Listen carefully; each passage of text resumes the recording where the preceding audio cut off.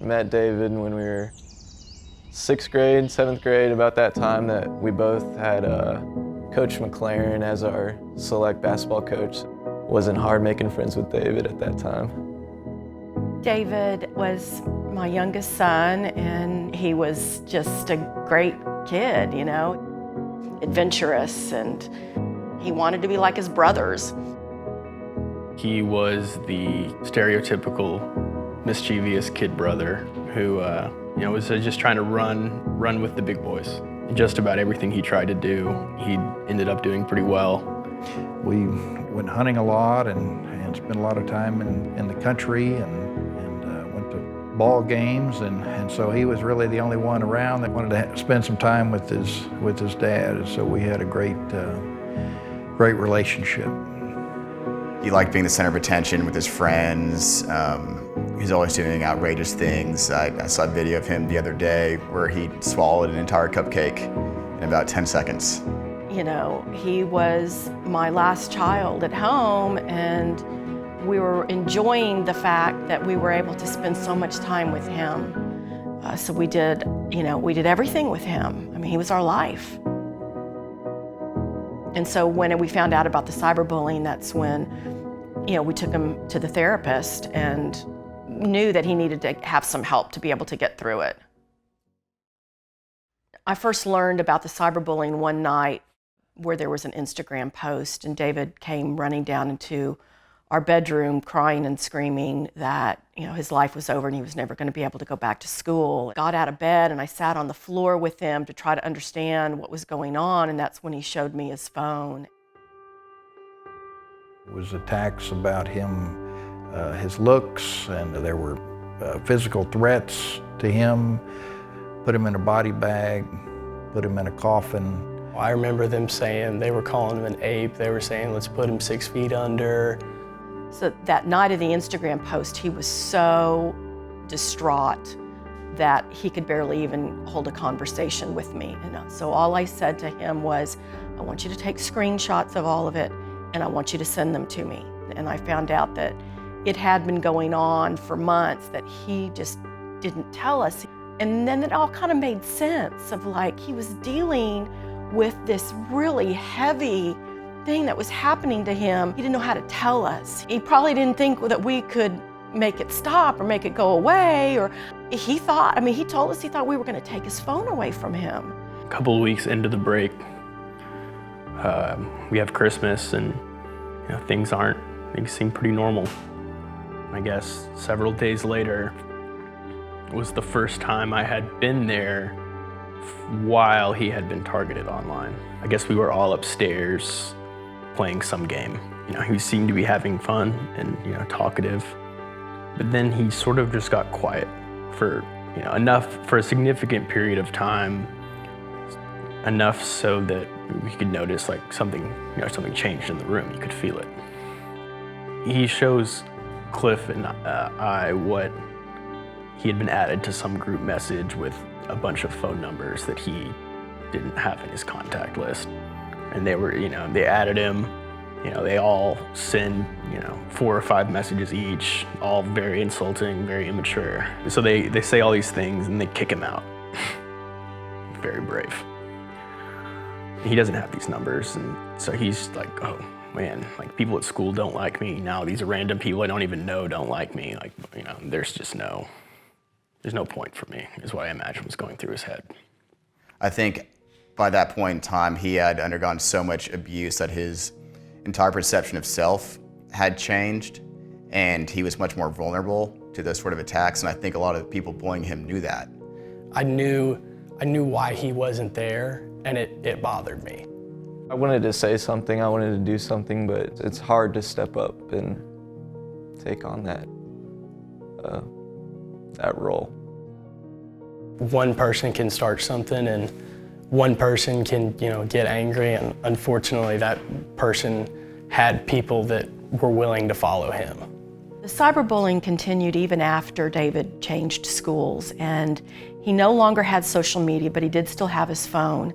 And so what kids would do is they would take screenshots of it and send that to him through regular text.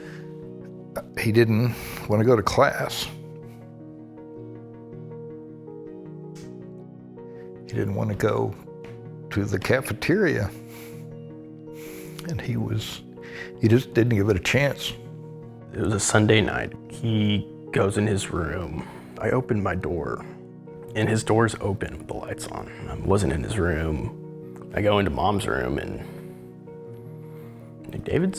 he was on bed. You know, we can't find him. The cops get involved. Eventually, they are able to track his cell phone, and they pin him, you know, in the house. So I remember sitting up in bed, you know, putting my shoes on, and just walking downstairs toward the back door, opening it, and you look up, and I see Mom sprawled out on the grass, her father like having to hold her down. And I see a cop, you know, examining David. And the whole thing was actually like living through a nightmare.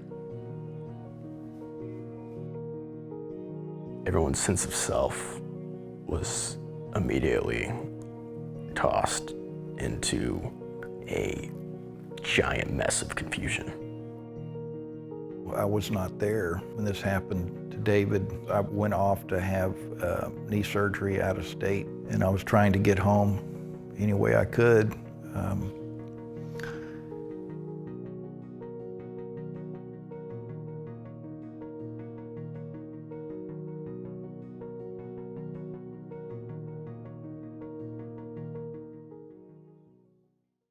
If I could say anything to David, is that I'm sorry, and that, you know, I was here for him, and I let him down.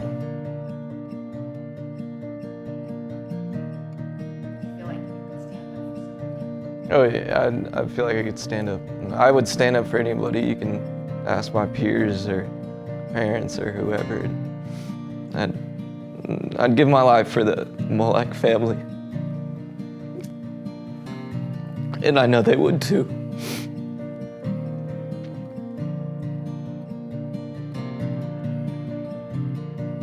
I can't tell you exactly how many days after, but I did write a post. I wrote it on Facebook, initially intended to be just a way for me to release some of my own emotions about it.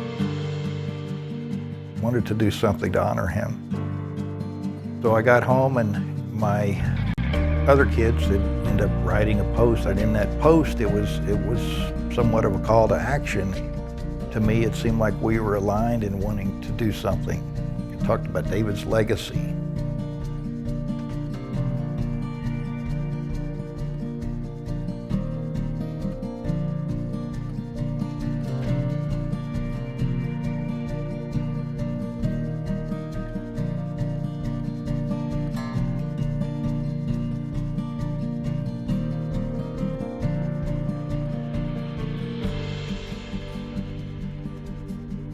I didn't know the Molek family before this tragedy happened with David. You know, one of the things that we started talking about is how different bullying is today compared to when we were growing up. Nowadays, if the target of bullying, if they fight back, there's basically a zero tolerance policy for that, and a victim of bullying can end up getting punished just as much as the bully does. Families that try to reach out to law enforcement, and the law enforcement, you know, from the criminal side says, hey, this is not a criminal matter, there's nothing that we can do. For the Molek family, they took their child out of the school to try to remove him from the situation, and that didn't work. It still kept on, and you know, what else can you do? What else could a family do in this situation? As a lawyer, there are things that you can do. That is when Senator Menendez, our local state senator, caught wind of it, realized that this was a growing problem, and he decided to act on it. He wanted to use David's story to help propel legislation to help prevent similar situations like this happening in the future.